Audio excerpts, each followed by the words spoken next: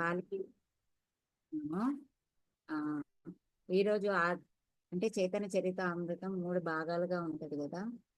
ఆ ఆదిలీల, మధ్యలీల, అంత్యలీల అని. నిన్న ఆదిలీలలో చైతన్య మహాప్రభు యొక్క బాల్యం గురించి మొత్తం మాతాజీ చెప్పారు. ఒక కథలాగా బాగా వినిపించి బాగా చెప్పారు. ఈరోజు మధ్యలీలలోనిది చూసుకుందాం అనుకున్నాము. అందులో భాగంగా నిత్యరూపిణి మాతాజీ ఒక 2 స్టోరీస్ చెప్తానన్నారు. తను చెప్పిన తర్వాత మళ్ళీ నేను దాన్ని కంటిన్యూ చేస్తాను. ఓకేనా? హరే కృష్ణ మాతాజీ, ప్రణామం. హరే కృష్ణ మాతాజీ, అందరికి ప్రణామాలు. థ్యాంక్ యూ మాతాజీ, ఈ సేవా భాగ్యం ఇచ్చినందుకు. నాకు అర్హత లేకపోయినప్పటికీ కూడా మీరందరూ నాకు ఈ సేవా భాగ్యం ఇచ్చారు. అందుకు చాలా అనంతకోటి ధన్యవాదాలు. హరే కృష్ణ. ఒకవేళ నేను ఏదైనా తప్పు చెప్తే నన్ను క్షమించకండి, తప్పులు తెలుసుకునేటట్టు చేయండి. ఇది తప్పు అంటే నేను తెలుసుకుంటాను. హరే కృష్ణ. అందరికీ ప్రణామాలు, అందరికీ ధన్యవాదాలు. శిక్షా గురువులకి, దీక్షా గురువులకి అందరికీ కూడా అనంతకోటి ప్రణామాలు. చైతన్య మహాప్రభు గురించి చెప్పేంత అర్హత నాకు లేదు, అయినా కూడా అవకాశం వచ్చింది కాబట్టి వదులుకోవద్దని మాతాజీ చెప్పారు, ప్రోత్సాహం చూపించారు కాబట్టి చెప్పడానికి ప్రయత్నం చేస్తాను. హరే కృష్ణ. ఫస్ట్ మధ్య లీలలో ఫస్ట్ లీల ఏంటంటే ఆ చైతన్య మహాప్రభు. ఒక్క నిమిషం మాతాజీ ఒకసారి ప్రే చేసుకుంటాను నేను భగవంతుని. హరే కృష్ణ. నమో విష్ణుపాదాయ కృష్ణ ప్రేష్ఠాయ భూతలి శ్రీమతే భక్తి వేదాంత స్వామినితి నామినే నమస్తే సారస్వతే దేవి గౌరవాణి ప్రచారిణే నిర్విశేష శూన్యవాది పాశ్చాత్య దేశాన్ని మహధన్యాయ కృష్ణ ప్రేమ ప్రదాయతే కృష్ణాయ కృష్ణ చైతన్య నామినే గౌరత్విషయ నమః. నమో విష్ణుపాదాయ కృష్ణ ప్రేష్ఠాయ భూతలి శ్రీమతి జయపతాక స్వామినితి నామినే నమాచార పాదాయ నితాయ కృపాపరదాయని గౌరకథ దామదయానగర రామతాన్ని జయ శ్రీకృష్ణ చైతన్య ప్రభు నిత్యానంద శ్రీ అద్వైత కథాధర శివాసాది. హరే కృష్ణ కృష్ణ కృష్ణ హరే హరే, హరే రామ రామ రామ హరే హరే. శ్రీల ప్రభుపాద की जय, श्री गुरुदेव की जय, चैतन्य महाप्रभु की जय, గురు పరంపర की जय. హరే కృష్ణ. ఇక్కడ చైతన్య మహాప్రభు మధ్యలీలలో వచ్చేసి ఇది పాఠశాలకి వెళ్ళాలి అనుకుంటాడు. ఆ పాఠశాల ప్రాయంలో జరిగిన లీలలు అనమాట ఇవి. అందులో 2 లీలలు చెప్పాలి అనుకున్నాను నేను. అందులో అది కూడా నేనేం ప్రిపేర్ అవ్వలేదు, రాసుకోలేదు. ఆ పుస్తకంలో చూసి చదువుకుంటూనే చెప్తున్నాను. హరే కృష్ణ.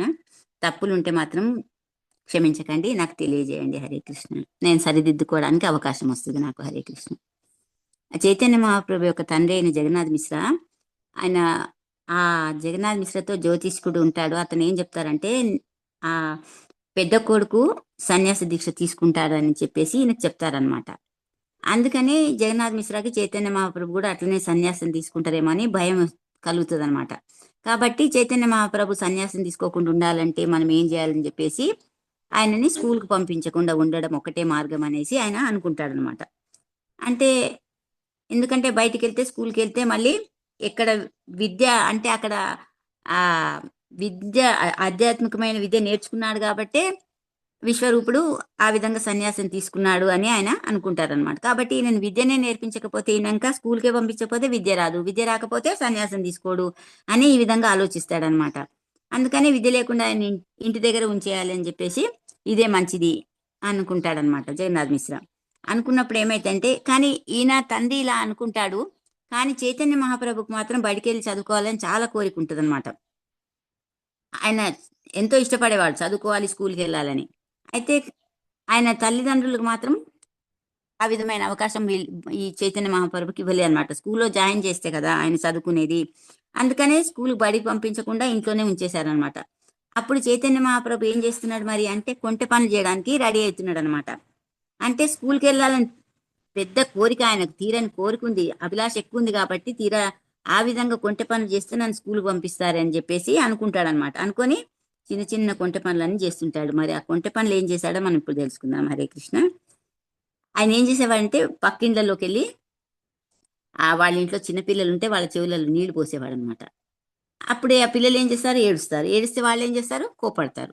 అంటే వీళ్ళు మళ్ళీ ఆ తల్లికి వచ్చి సత్యమాతకు వచ్చి చెప్పినప్పుడు ఇలా కొంటె పనులు చేస్తున్నాడని యశోదమాతకి ఎట్లాగైతే కృష్ణుడి మీద ఫిర్యాదులు చేశారో ఆ విధంగా చెప్తారు కదా. అంటే వాళ్ళ అమ్మకి తీసుకొచ్చి స్కూల్కి పంపించాలని ఆయన కోరిక అనమాట. అంటే ఆ విధంగా ఏం చేస్తాడంటే ఆ సన్యాసం చేయడానికి ఆయన, హరే కృష్ణ, ఆయన స్నానం చేయడానికి గంగా నదికి వెళ్తాడనమాట. వెళ్ళినప్పుడు ఏం చేస్తాడంటే అక్కడ మిగతా వాళ్ళందరి దుస్తులు, మగవాళ్ళ ఆడవాళ్ళ దగ్గర అన్ని దుస్తులన్నీ బట్టలన్నీ వాళ్ళు 2 కలిపేస్తాడు. వాళ్ళు వచ్చి వెతుక్కోవాలి కదా, వెతుక్కోవాల్సి వచ్చేదనమాట. అంటే అట్లా తత్తరపాటు పడేవాళ్ళు అనమాట వాళ్ళు. అట్లా కొంటె పనులు, చిన్న చిన్న కొంటె పనులు చేసేవాడు అనమాట. అంటే కృష్ణుడు కూడా చాలా కొంటె పనులు చేశాడు. సేమ్ అవే ఇక్కడ చైతన్య మహాప్రభు కూడా చేస్తున్నారు. ఎందుకంటే ఆయన కూడా కృష్ణుడే కాబట్టి ఇలాంటి కొంటె పనులు చేస్తున్నాడు అనమాట. అంటే కొన్నిసార్లు కొంతమంది బ్రాహ్మణులు ఏం చేసేవాళ్ళు ఇంకా అంటే ఆ గాయత్రి మంత్రం జపిస్తున్నప్పుడు చైతన్య మహాప్రభు నీటిలో నుండి ఎంచి బయటకు వచ్చేసి నీళ్లు తీసుకొని వాళ్ళ మీద ఉమ్మేసేవాడు అనమాట. అయితే ఆ బ్రాహ్మణులు అది వాళ్ళ పట్ల అపరాధంగా భావిస్తుండే వాళ్ళు. ఎందుకంటే ఎవరైనా బాహ్యంగా చూస్తే అట్లాగే కనిపిస్తుంది కదా, ఈయన శ్రీకృష్ణుడు రాధాకృష్ణుల అవతారం అని వాళ్ళకి తెలిసేంత వరకు ఆ విధంగానే భావిస్తారు ఎవరైనా. కాబట్టి ఏం చేస్తున్నావు నువ్వు అని వాళ్ళు అనేవాళ్ళు. అయితే చైతన్య మహాప్రభు నువ్వు అడిగినప్పుడు వాళ్ళు కొన్నిసార్లు ఆ బ్రాహ్మణులు ఈ మంత్రాన్ని కూడా ఉచ్చరిస్తున్నప్పుడు ఇంకేం చేస్తుండే అంటే ఆ మంత్రాన్ని ఉచ్చరిస్తూ నీళ్ళలో ఉంటే వాళ్ళ కాలు బట్టి కిందకి లాగేసేవాడు అనమాట. అట్లా రకరకాల చిన్న చిన్న చిలిపి పనులన్నీ చేసేవాడు అనమాట. అంటే అసలు ఏది ఏమైనా కూడా సాక్షాత్ కృష్ణుడే కాబట్టి ఆయన అది వాళ్ళకి ఆశీర్వాదమే అయింది. అంటే భగవంతుడు కోపంతోని శిక్షించినా అనుగ్రహంతోని కరుణించినా అది మనకు అనుగ్రహమే, ఆశీర్వాదమే. అది మనము చాలాసార్లు తెలుసుకున్నామే. ఏ విధంగా భగవంతుడు మనని అంటే అసురులందరినీ సంహరించినా కూడా అది వాళ్ళకి వరమే, అనుగ్రహించినా కూడా ఇక్కడ భక్తులకి అది కూడా వరమే. అంటే భగవంతుడు ఏది చేసినా భక్తులకి అది వరదానమే. ఇంకొకసారి ఏమవుతుందంటే ఒక బ్రాహ్మణుడు గంగా నదికి ఏం చేస్తాడంటే ఆయన రోజు అరిటాకులో ఆ పూజా సామాగ్రి అన్ని అమర్చుకొని తీసుకెళ్తాడనమాట. అగరబత్తులు, తులసి దళాలు, పువ్వులు, చిన్న దీపము, ఇట్లా రకరకాలైన పూజా సామాగ్రి అన్ని తీసుకెళ్తాడనమాట. అయితే ఆయన ఆ ఆకు తనది అని గుర్తించుకోవడానికి అక్కడ ఆ గంగా నది ఒడ్డున ఉండే మట్టిని తీసుకొని ఒక చిన్న గుండ్ర ఒక రాయిలాగా గుండ్రంగా చేసేసి ఆ ఆకు మీద పెట్టేసి వెళ్ళాడు, స్నానానికి వెళ్ళేవాడు అనమాట. అయితే అప్పుడు చైతన్య మహాప్రభు ఏం చేసేవాడంటే అన్ని ఆకులు అందరు పెట్టుకుంటారు కదా, అందులో కూడా అన్నిట్లో కూడా ఆ మట్టి తీసుకొచ్చి గుండ్రంగా ఆ బంతులు చేసి అన్నిట్లో పెట్టేవాడు. అంటే అప్పుడు వాళ్ళకి ఏది తనది అనేది తెలిసేది కాదనమాట. ఆ విధంగా చేసేవాడు అనమాట. చిన్న చిన్న కొంటె పనులు అంటే ఈ విధంగా అనమాట. అట్లా ఏం చేయాలి మరి? ఇలాంటి వాళ్ళందరూ తికమక పడి మళ్ళీ వెతుక్కొని ఎవరి ఎవరి ఆకు ఎవరిదో తెలుసుకొని వాళ్ళు తీసుకెళ్లేవాళ్ళు అనమాట. అంటే ఇలా చేయడం వల్ల ఏమవుతుంది అంటే తల్లిదండ్రుల మీద ఒత్తిడి కలుగుతుంది అనమాట. అంటే ఇట్లా ప్రతి ఒక్కరు వచ్చి ఇలా చేస్తున్నాడు, మీ బాబు అలా చేస్తున్నాడు, అల్లరి చేస్తున్నాడు, కొంటె పనులు చేస్తున్నాడు అని చెప్తున్నప్పుడు ఏమవుతుంది? ఒత్తిడి వస్తుంది కదా, ఎందుకు ఇట్లా చేస్తున్నాడు అని కోపం కూడా వస్తుంది కొన్నిసార్లు. అంటే ఈ ఒత్తిడి తేవడానికి ఆయన అట్లా చేస్తున్నాడు కానీ ఉద్దేశపూర్వకంగా కాదనమాట. అంటే భగవంతుడు ఏది చేసినా ఒక కారణం ఉంటది. అది లోక కళ్యాణార్థమై ఉంటది కారణం. ఎందుకంటే తను పాఠశాలకు వెళ్ళి చదువుకొని జ్ఞానం నేర్చుకోవాలనే కదా ఇదంతా చేస్తున్నాడు. ఆ జ్ఞానం అందరికి పంచడానికే కదా.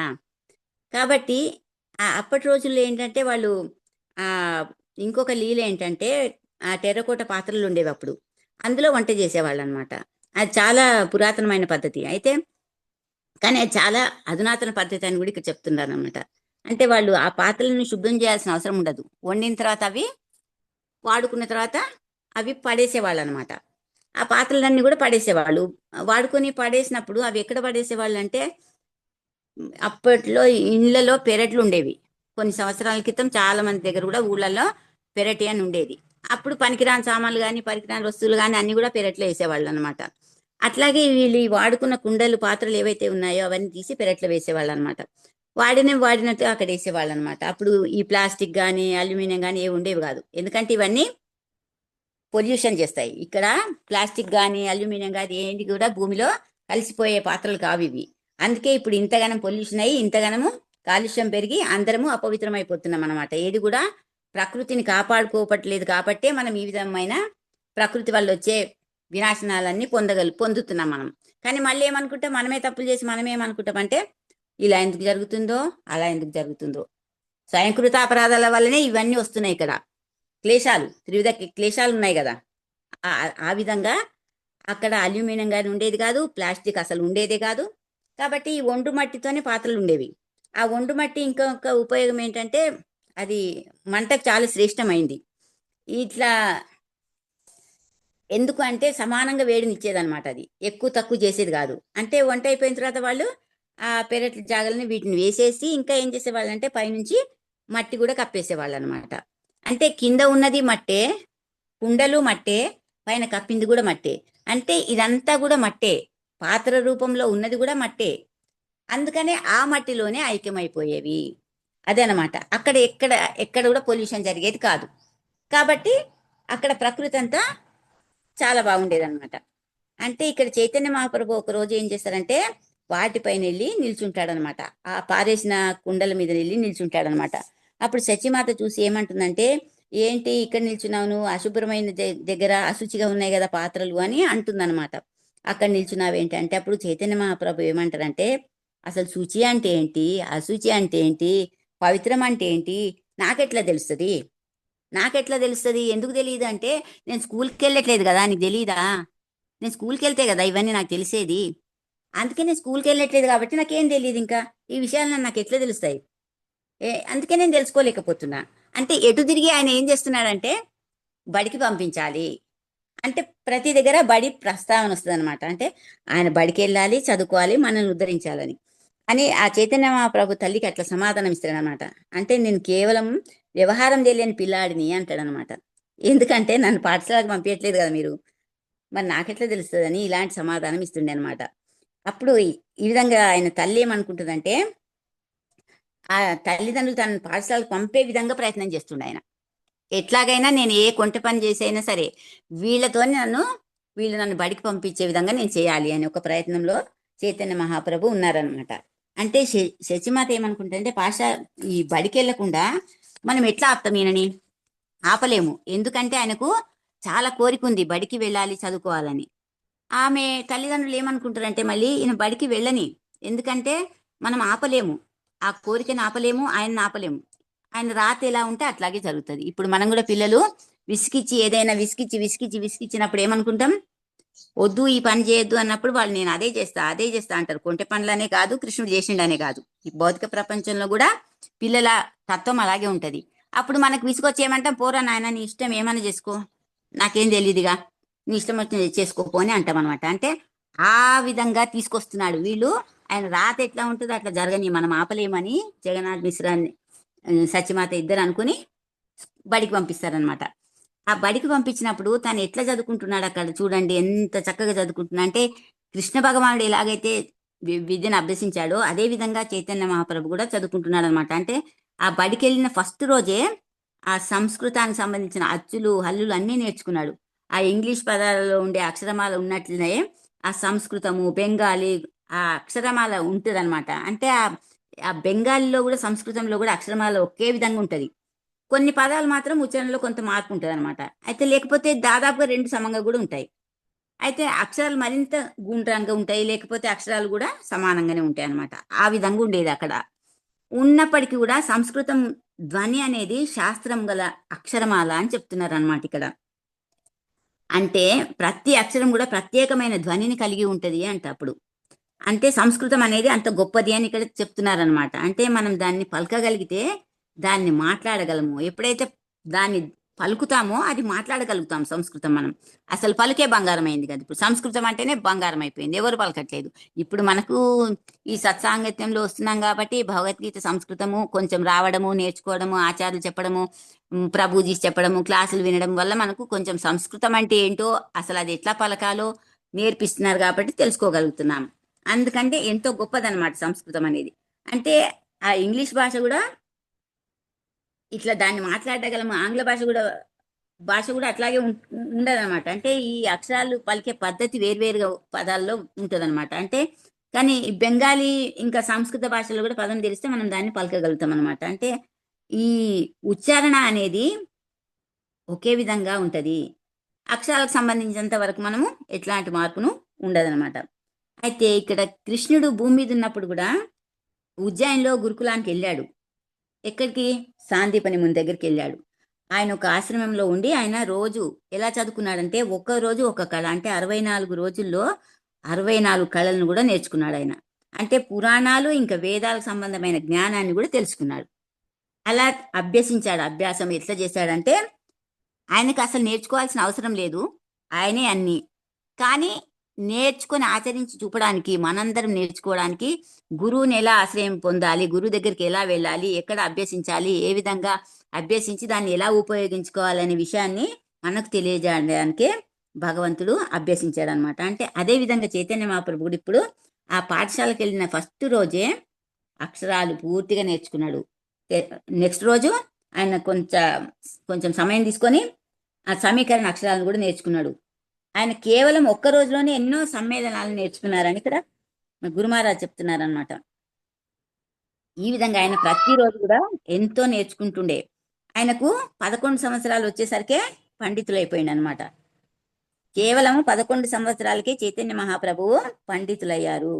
కానీ నిజానికి భగవంతుడికి అన్ని తెలిసినప్పటికీ కూడా ప్రతి వారు జ్ఞానాన్ని అభ్యసించాలని తెలుసుకోవడం కోసమే, ఆయన ఒక ఉదాహరణగా ఉండడం కోసమే ఆయన అన్ని నేర్చుకున్నాడు. ఆయనకి ఏదే కూడా అవసరం లేదు. అంటే అది ఇక్కడ మనం గమనించాల్సిన విషయం ఏంటంటే, ఆయన జ్ఞానానికి మూలాధారం. ఎలా అంటే మనకు 15వ అధ్యాయం భగవద్గీతలో 15వ శ్లోకంలో చెప్పారు, వేదాంత కృత్ వేద విదేవచాహం. అంటే ఆయనే వేదాల యొక్క మూలము, ఆయనే కారణము వేదాలకు. వేదాలను సృజించింది కూడా ఆయనే, వేదాలను తెలిసినవాడు కూడా ఆయనే. అంటే ఈ విషయాలన్నీ తెలిసినవాడు కూడా ఆయనే. ఇదన్నమాట ఆయన చేసే లీల. బడికి వెళ్ళాలనే కోరిక ఉండడం వల్ల ఆ కోరికని ఎలా తీర్చుకోవాలి అంటే, ఒక పట్టుదల అనేది మనిషికి ఉండాలి. మనం నేర్చుకోవాల్సింది ఏంటంటే, చైతన్య మహాప్రభు ఈ పాఠశాల గురించి చెప్పిన ఈ కేవలం ఒక్క లీలలో పట్టుదల అంటే ఎట్లా ఉండాలి అంటే, స్కూల్కి వెళ్ళాలనే కోరికనే కాదు, ఇప్పుడు మనం భక్తిలో పురోగమించాలి అనే ఒక పట్టుదల ఉండాలి. ఆ పట్టుదలనే మనని ముందుకు తీసుకెళ్తుంది. ఆ పట్టుదలనే మనకి మార్గం చూపిస్తుంది. ఇది మనం అర్థం చేసుకోవాలి. ఎందుకంటే అన్ని కూడా భగవంతుడే. భగవంతుడు అయినప్పటికీ మనకు ఆచరించి ఇక్కడ చూపిస్తున్నాడు. మరి మనం ఆచరించి నేర్చుకొని ఆచరించి దాని ద్వారా మనం జ్ఞానం పొంది భగవంతుని చేరడానికి, భగవంతుని సేవించడానికి ఉపయోగించుకోవాలి. ఆయన చేసిన కొంటె పనులు పక్కన పెడితే మనం కొంటె పనులు చేయాల్సిన అవసరం లేదు. మనము ఏ విధంగా భక్తిలో ముందుకెళ్ళాలి, ఏ విధంగా సాధన చేయాలి అనేది తెలుసుకోవాలన్నమాట. అంటే పట్టుదల ఎలా ఉండాలి అనేది ఇక్కడ చెప్తున్నారు చైతన్య మహాప్రభు. హరే కృష్ణ కృష్ణ కృష్ణ హరే హరే, హరే రామ రామ రామ హరే హరే. ఇది ఒక లీల. రెండవ లీల వచ్చేసి చైతన్య మహాప్రభు ఇంకా రామచిలుక అన్నమాట. అయితే ఈ లీలలో ఏం చెప్తున్నారు మహాప్రభు మనకి అంటే, చైతన్య మహాప్రభు అవతరించడానికి 2 కారణాలు ఉన్నాయి. ఏంటి ఆ 2 కారణాలంటే, ఒకటి హరినామ సంకీర్తన, మహామంత్రాన్ని నామస్మరణం పంచడానికి వచ్చారు ఆయన. అదొక కారణమైతే, ఇంకొక కారణం ఏంటంటే భక్తులకు ఆయన పట్ల కలిగే భావాన్ని అనుభవపూర్వకంగా తెలుసుకోవాలనుకున్నాడు ఆయన. అది రెండవ కారణం అనమాట. అంటే దీన్ని హరే కృష్ణ దీన్ని చవి చూసే మార్గం ఒక్కటే. ఎట్లా అంటే ఆయన తన యొక్క భక్తుడు కావటము. ఎంత చక్కగా చెప్పిండ్రు జయపతాక గురు మహారాజ్ అంటే, భగవంతుడే మళ్ళీ భక్తుడిగా వచ్చి రావడం, ఆయన తన యొక్క భక్తుడు కావటము. అంటే తనే భక్తుడు, భగవంతుడే భక్తుడుగా వచ్చి ఈ భక్తుల యొక్క అనుభవాన్ని తెలుసుకోవాలి అనుకున్నాడు. కాబట్టి ఆ విధంగా అవతరణ తీసుకున్నాడు అనమాట. కాబట్టి ఆయన వచ్చినప్పుడు ఎవ్వరి చేత కూడా ఆయన భగవంతుడని పిలిపించుకోలేదు. ఎవరైనా అన్నా కూడా ఆయన నేను భగవంతుడిని అని చెప్పుకోలేదు, భగవంతుడని పిలవమనలేదు. ఇప్పుడు అయితే కలియుగంలో, ఇప్పుడు భౌతిక ప్రపంచంలో అయితే ఏం చేస్తారంటే, భగవంతుడు కాదు కదా, భక్తులు కొంచెము ఏదైనా శాస్త్రమో పురాణమో ఏదైనా తెలిస్తే ఏం చేస్తారంటే, నేనే భగవంతుడిని. ఇక్కడ దేవాది దేవుడు శ్రీకృష్ణ భగవానుడు అవతారము రాధాకృష్ణ రూపంలో వచ్చిన చైతన్య మహాప్రభు ఏమో నేను భగవంతుడిని కాదు భక్తుడిని అని చెప్పుకుంటున్నాడు. కానీ ఇక్కడ భక్తులు కాకపోయినప్పటికీ మనం ఎంతో మందిని చూస్తున్నాం. ఇప్పుడు ఏం చెప్తున్నారంటే, నేనే భగవంతుడిని, నన్నే పూజించండి. ఈ తేడా తెలుసుకోవాలి మనం, ఈ తేడా తెలుసుకోవాలన్నమాట. అంటే నిజమైన భక్తుడు ఎప్పుడు నేను భక్తుడిని అని చెప్పడు, లేకపోతే నేను భగవంతుడిని అని కూడా చెప్పడు అనమాట. ఈ తేడా తెలుసుకోవడానికే ఈ లీల చేస్తాడు భగవంతుడు. అంతేకాకుండా ఇంకేంటంటే, ఆయన భగవంతుని యొక్క సేవకుడిగా అనుకువతో కూడిన పాత్రను పోషించిండు. మరి భక్తుడు ఎలా ఉంటాడు ఇక్కడ చెప్తున్నారు. సేవకులు ఎలా ఉండాలి, యజమాని ఎలా ఉండాలి అనే తేడా చెప్తున్నారు అనమాట మనకు తెలియడానికి. అంటే సేవకుడు సేవకునిలాగా ఉండాలి, కానీ నేనే యజమానిని అన్నట్లుగా ప్రవర్తించొద్దు. చెప్పారు కదా, జీవేర స్వరూపహై కృష్ణేరంత్య దాస. అంటే మనం ఎప్పుడు కూడా దాసాను దాసులమే. ఆధ్యాత్మిక ప్రపంచంలో ఉన్న, భౌతిక ప్రపంచంలో ఉన్న మనము దాసాన్ దాసులమే. అంటే భౌతిక ప్రపంచంలో మనం ఏదైతే ప్రాక్టీస్ చేస్తామో అదే అక్కడ ఆధ్యాత్మిక ప్రపంచంలో ఆచరించాల్సి ఉంది. కాబట్టి మనం ఎప్పుడు కూడా దాసులమే, మనం యజమానులము ఎప్పుడు కాము అనేది తెలుసుకోవాలన్నమాట. అంటే ఆ ప్రేమ వైవర్తలో జగదానంద పండితుడు వాళ్ళు చిన్నగా ఉన్నప్పుడు ఒక రోజు ఏమైతుందంటే, తన చైతన్య మహాప్రభుత్వం కలిసి బడికి వెళ్ళడానికి మాట్లాడుకుంటారు, వివరించుకుంటారు అనమాట. అయితే వాళ్ళు ఎక్కడి నుంచి వెళ్తున్నారంటే వాళ్ళు అలకానంద గంగ వైపు పరిగెత్తుకుంటూ వెళ్తున్నారనమాట. అయితే ఆ టైంలో ఏమైతుందంటే ఈ మాయాపూర్ వైపు ఒక నది ఉండేది. ఆ దాన్ని అలకానంద అని అనేవాళ్ళు అనమాట. ఇప్పుడు అది దాదాపుగా ఎండిపోయింది. మేము ఇక్కడ గురు మహారాజ్ చెప్తున్నారు, మేము భక్తులను పరిక్రమకు తీసుకెళ్ళేటప్పుడు అక్కడక్కడ నీళ్లు కనిపించేవి అని చెప్తున్నారు అనమాట. అంటే ఆ నది ప్రవహించిన ఛాయలు కూడా కనిపిస్తున్నాయని చెప్తున్నారు అనమాట. ఇప్పుడు అది ఎండిపోయి ఉండొచ్చు, కానీ అక్కడ కనిపిస్తుంది, ఆ ఛాయలు కూడా గుర్తులు ఉన్నాయని చెప్తున్నారు. అది జలాంగి నది. ఆ నది పేరు జలాంగి నది. అంటే మరియు భగీరథ గంగా నది నడుమ ప్రవహిస్తుండేదన్నమాట. అంటే ఈ అలకానంద ఏంటంటే హరిహర క్షేత్రం వద్ద, ఆ హరిహర క్షేత్రం దగ్గర ఏంటంటే చాలా చురుగ్గా ఉండేదట. అంటే ఇక్కడ ఏంటి, విష్ణువు మరియు శివుడి యొక్క ముఖ్యమైన దేవాలయం ఉందట. ఆ దేవాలయంలో సగం అచ్చామూర్తి ఏమో విష్ణువు, సగం అచ్చామూర్తి ఏమో శివుడు అనమాట. అంటే ఇది చాలా విలక్షణమైన విగ్రహం అనమాట. అంటే ఇది చాలా అరుదుగా ఉంటది, చాలా గుళ్ళలో కూడా ఈ విధంగా ఉండదు. మనకి ఎక్కడ ఉంటది, ఇంకొక చోట శివుడు విష్ణువు కలిసి ఎక్కడ ఉంటారు, ఒకే అన్నవరంలో కూడా ఉంటారనమాట. అంటే అరుదుగా ఉంటాయి ఇవి చాలా. అంటే శివుడు తన నుండి వేరు కాదని చెప్పడానికి ఆయన ఆ విధంగా విగ్రహ రూపంలో ప్రత్యక్షమయ్యాడని ఇక్కడ చెప్తున్నారనమాట. మనం అనుకుంటాం కదా శివుడు వేరు విష్ణువు వేరు అనుకుంటాం, కానీ వేరు కాదు. ఎందుకంటే విష్ణువు నుంచే, కృష్ణు నుంచే శివుడు వచ్చాడు కాబట్టి వేరు కాదు అని చెప్తున్నారు అనమాట. అంటే ఒకరోజు ఏమైతుందంటే చైతన్య మహాప్రభు మళ్ళీ జగదానంద పండిత్ ఇద్దరు కూడా బడి నుంచి తిరిగి వస్తున్నారనమాట. ఆ టైంలో ఏమవుతుందంటే మహాప్రభు ఒక చిలుకను చూస్తాడనమాట. అయితే ఆ చిలుక సుఖదేవ గోస్వామి నుండి వేరు కాదు అనుకుంటాడు. అనుకొని ఏమంటాడంటే, సుఖదేవ గోస్వామి భాగవతం ప్రవచించాడు కదా అని అనుకుంటూ, అని చెప్పుకుంటూ ఆ చిలుకని ఏమడుగుతున్నాడంటే, దయచేసి మాకు రాధాకృష్ణుల యొక్క దివ్యమైన మహిమలను తెలియజేయి అని చెప్పి ఆ చిలుకని చైతన్య మహాప్రభు అడుగుతున్నారనమాట. అప్పుడు ఆ చిలుక ఏం చేస్తుందంటే గౌరా గౌరా అంటుందన్నమాట. అలా నామస్మరణ చేస్తుంది, అది గౌరా గౌరా అంటుంది. అయితే వెంటనే చైతన్య మహాప్రభు ఏం చేస్తే చెవులు మూసుకుంటారనమాట. అంటే కాదు కాదు, నువ్వు రాధాకృష్ణుల మహిమలను కీర్తించాలని నేను కోరుకుంటున్నా అని చైతన్య మహాప్రభు అంటారనమాట. ఎందుకు నువ్వు ఇట్లా చేస్తున్నావు, ఎందుకు ఈ విధంగా జపిస్తున్నావు నువ్వు అంటే, దయచేసి నువ్వు రాధాకృష్ణ అని జపించు అని చెప్పేసి మళ్ళీ చైతన్య మహాప్రభు చెప్తారు చిలుకకి. కానీ అది మళ్ళీ చిలుక ఏం చేస్తుందంటే మళ్ళీ గౌరా గౌరా గౌరా గౌరా అని జపిస్తుంది అనమాట. అట్లా జపించినప్పుడు అప్పుడు చైతన్య మహాప్రభు ఏమైంది, నీకు ఈ ప్రదేశం బృందావనం నుండి వేరే ఆయమన్నా కాదు కదా, కాబట్టి నువ్వు రాధాకృష్ణుల యొక్క మహిమలను కీర్తించు, ఎందుకు ఇట్లా చేస్తున్నావు అని చెప్పేసి చిలుకని అడుగుతారనమాట. అప్పుడు ఆ చిలుక ఎలాంటి చిలుక అది అంటే ఆధ్యాత్మికమైన చిలుక. అది దానికి మాటలొచ్చు, అర్థమవుతుంది, మాట్లాడగలుగుతుంది. కాబట్టి ఆ చిలుక ఏమంటుందంటే మాట్లాడడం స్టార్ట్ చేస్తుంది అనమాట. చూడు, రాధాకృష్ణులు కలిసి ఇక్కడ గౌరాంగగా అవతరించారు, కాబట్టి నేను రాధాకృష్ణులను గౌరంగగా స్మరణ చేయాలనుకుంటున్నా అని చెప్పేసి చిలుక చెప్తుందనమాట. అంటే నీకు వేరే విధంగా జపించాలనుకుంటే నువ్వు ఆ విధంగా చేసుకో, కానీ నేను మాత్రం గౌరా గౌరా అనే అటువంటి స్మరణ మాత్రమే చేస్తాను. ఎందుకంటే అట్లా ఎందుకంటుందంటే నాకు రాధాకృష్ణులే గౌరంగా. ఎందుకంటే ఆ చిలుకకి ఆ గౌరా గౌరా అనే నామస్మరణ చేస్తూనే ఉంటది. ఎందుకంటే ఆ చిలుక చైతన్య మహాప్రభు యొక్క నిజస్థితిని తెలుసుకుంది కాబట్టి. ఎవరు మరి నిజస్థితి ఏంటి అంటే రాధాకృష్ణుల సమ్మేళనమే చైతన్య మహాప్రభు అని ఆ చిలుకకి తెలుసు అనమాట, ఆయన నిజస్థితి. అది అర్థం చేసుకుంది కాబట్టి శ్రీకృష్ణ చైతన్య రాధాకృష్ణ నహి అన్యః, శ్రీకృష్ణ చైతన్య మహాప్రభు రాధాకృష్ణ మిలిత రూపము. అంటే ఈ శ్రీ చైతన్య మహాప్రభు చాలా దయామయుడు అనమాట. అంటే ఈయన రాధాకృష్ణ మిలిత రూపం అయినందువలన గాని, లేదా అంతర్గత లీలలను మాత్రమే ఆనందించడానికి గాని ఈ భౌతిక జగత్తుకు రాలేదు. ఎందుకు వచ్చాడు మరి అంటే ఆయన చాలా తన కృపని మనకి ప్రసాదించడానికి వచ్చాడు. ఎలాంటి కృప మరి, జగాయి మదాయిలను తీసుకుంటే వాళ్ళు చేయని పాపాలు ఉండవు, అసలు వాళ్ళు చేయని తప్పులు ఉండవు.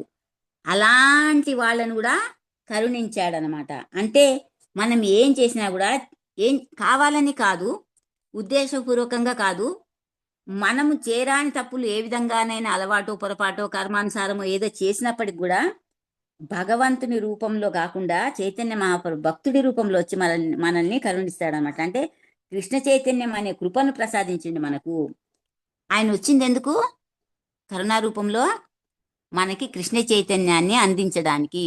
కానీ అది అందుకుని ఆ స్థాయికి మనం ఎదగడానికి మనం ప్రయత్నం చేయాలి. కృష్ణ చైతన్యంలో ఉంటేనే ఆధ్యాత్మికమైన ప్రగతిని సాధించడానికి మనకు అవకాశము దొరుకుతుంది, లేదంటే మనకి దొరకదు. ఎందుకంటే చైతన్య మహాప్రభు అవతరించడానికి గల కారణమే హరే కృష్ణ మహామంత్రం జపించడం. మనకి కలియుగంలోగా ఈ యుగా యుగానికి సంబంధించిన మంత్రము హరే కృష్ణ మహామంత్రం కాబట్టి మనం హోమాలు చేయలేము, తపస్సు చేయలేము, యజ్ఞాలు చేయలేము, అర్చన కూడా చేయలేము.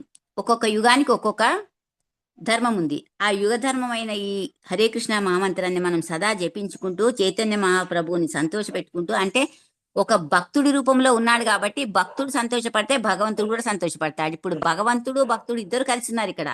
అంటే ఆయన ఎప్పుడు కూడా భగవంతుడిని అని చెప్పుకోలేదు, పిలవాలనుకోలేదు. కానీ మనకి మాత్రం ఇప్పుడు తెలిసింది కదా, చిలుకకే తెలిసింది, మనకి తెలీదా? ఇప్పుడు మనం అన్ని వింటున్నాం కాబట్టి మనకి కూడా చైతన్య మహాప్రభు ఎవరో తెలుసు. కాబట్టి ఆ మహామంత్రాన్ని మనము వదలకుండా పట్టుకోవాలి. పట్టుకొని అపరాధం లేకుండా చదువుకుంటూ ఆ జపం చేసుకుంటూ మనము దివ్య ఆనందాన్ని పొందడానికి ప్రయత్నం చేయాలని ఇక్కడ మనము తెలుసుకోవాలి. హరే కృష్ణ కృష్ణ కృష్ణ హరే హరే, హరే రామ రామ రామ హరే హరే. హరే కృష్ణ. మాతాజీ ప్రభుజీ అందరికీ ధన్యవాదాలు. తప్పులుంటే క్షమించాలి. ఏమైనా నేను పుస్తకం చూసుకుంటూనే చదివాను, ఇంకా వేరేది ఏమి యాడ్ చేయడము మైనస్ చేయడం అట్లా ఏం చేయలేదు, ప్రిపేర్ అవ్వలేదు. తప్పులుంటే చెప్పండి, క్షమించకండి. మళ్ళీ ఒకసారి చెప్తున్నానండి, ఇక్కడ తప్పు చేశారని చెప్తే నేను దాన్ని సరిదిద్దుకోండి, కానీ అవకాశం ఇచ్చిన వాళ్ళు అవుతారు. ఈ సేవా భాగ్యం ఇచ్చినందుకు అనంత కోటి ధన్యవాదాలు అందరికీ కూడా. హరే కృష్ణ మాతాజీ. హరే గోల్ కృష్ణ. మాత- మీకు విఘ్నేష్ పాంచకల్పతరు. అక్కర్లేదు మాతాజీ. హరే కృష్ణ. మాతాజీ హరి బోల్ మాతాజీ. హరే కృష్ణ. Thank you. మీరు న్యాచురల్ స్పీకర్, పట పట పట మాట్లాడేయగలరు. చెప్పే కదా, మంచి ప్రీచక లక్షణాలన్నీ మీకు ఉన్నాయి. హరే కృష్ణ. హరే కృష్ణ. ధన్యవాదాలు మాతాజీ. తప్పులైతే చెప్పాలి మాతాజీ, ఎందుకంటే నాకు తొందర ఎక్కువ కొంచెం మాట్లాడడంలో. తొందరలో అది అర్థమైందంటే ఇంకొంచెం ఏమో వస్తుంది నాకు, ఆ భావావేశం వచ్చేస్తుంది నాకు, చేయలేకపోతున్నా అని. హరే కృష్ణ. హరే కృష్ణ. ఎస్ దివ్య కృష్ణ మాతాజీ. హరే కృష్ణ మాతాజీ మాతాజీ, చాలా చాలా బాగా చెప్పారు. హరి హరి బోల్ మాతాజీ. Thank you so much Revathi మాతాజీ. హరే కృష్ణ. హరే కృష్ణ. హరే కృష్ణ. అందరికి ప్రణామాలు. పండు ఒలిచి పెట్టినట్టుగా చెప్పారు మాతాజీ, చాలా బాగా చెప్పారు. నిన్న ఆ మాతాజీ చెప్పినట్టుగా చెప్పారు మాతాజీ. ధన్యవాదాలు మాతాజీ అందరికీ. హరే కృష్ణ. హరి బోల్ మాతాజీ. Thank you. బాగా ఆల్ చెప్పారు. ది బెస్ట్ మాతాజీ. Even దివ్య అది గోపి మనకి హరే కృష్ణ. ఓకే మాతాజీలు అందరు మీ కామెంట్స్ రాపండి. ప్రస్తుతానికి ఇద్దరు కలిపి, తల్లి బిడ్డలు ఇద్దరు కలిపి జాయింట్ గా ఇచ్చేయచ్చు మీరు క్లాస్ అయినాక. దివ్య గోలోకేశ్వర్ రెడీగా ఉంది. నేను ఎప్పుడు చెప్పాలి ఇంకా అని చూస్తుంది. చెప్పండి, స్టార్ట్ చేయండి. Hare Hare Krishna. Krishna Mataji. Thank you so much నాకు ఈ సేవా భాగ్యాన్ని ఇచ్చినందుకు. ఆ ఎలా అంటే దొంగకు తాళం చెవిస్తే ఏమవుతుందా అన్నట్టు నేను ఎప్పుడెప్పుడు తప్పించుకుంటూ ఉంటాను క్లాస్ అనగానే. మీరు నాకు ఇది చెప్పాలి అని చెప్పి ఇవ్వడం అనేది అది నా కోసమే అని నాకు తెలుసు. మీ యొక్క కృపకు చాలా చాలా ధన్యవాదాలు మాతాజీ. హరే కృష్ణ. జయ జయ శ్రీ చైతన్య, జయ నిత్యానంద, జయ అద్వైత చంద్ర, జయ గౌర భక్త బృంద. హరే కృష్ణ కృష్ణ కృష్ణ హరే హరే, హరే రామ రామ రామ హరే హరే. హరే కృష్ణ మాతాజీ. మీ అందరి కృప, మీ అందరి దీవెనల వల్ల ఈ రోజు నేను చెప్పదలుచుకున్నది ఆది లీల. నిన్న మాతాజీ చెప్పారు, ఈరోజు మధ్య లీలలో మిత్రపిని మాతాజీ కూడా 2 స్టోరీస్ చెప్పారు.